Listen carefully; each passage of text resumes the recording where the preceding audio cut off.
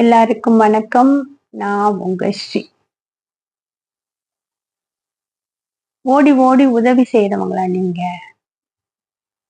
உதவி செய்யறது தான் உங்களுடைய மிகப்பெரிய லட்சியமா? கரெக்ட்.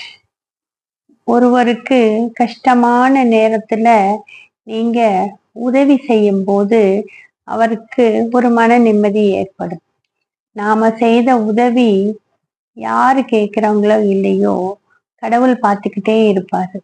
நமக்கு கஷ்டங்கள் வரும்போது சரியான நேரத்துல ஒரு நபரை நமக்கு துணையா அனுப்புவார்.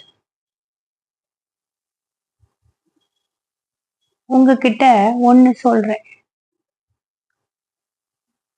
ஓடி ஓடி உதவி செய்யறவங்க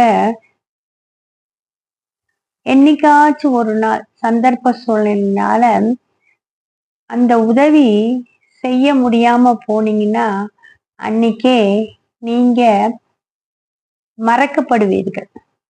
மறந்துடுவாங்க. இப்ப என்ன சொல்ல வரீங்க? உதவி செய்ய வேணாம்னு சொல்றீங்களா அப்படின்னு கேக்குறீங்களா? உதவி செய்யுங்க.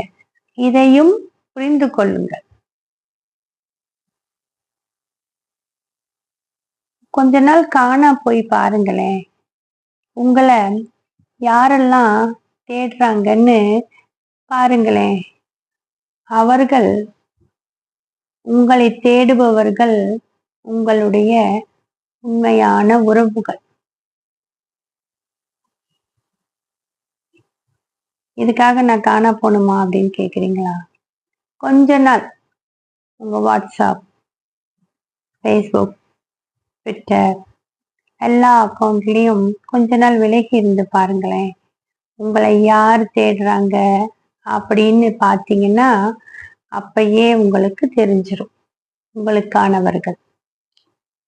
சொன்னல, யாரு வழிப்போக்கர்கள், யாரு வாழ்க்கைக்கு துணையாக வருபவர்கள்னு அப்ப தெரிஞ்சிடும் உங்களுக்கு.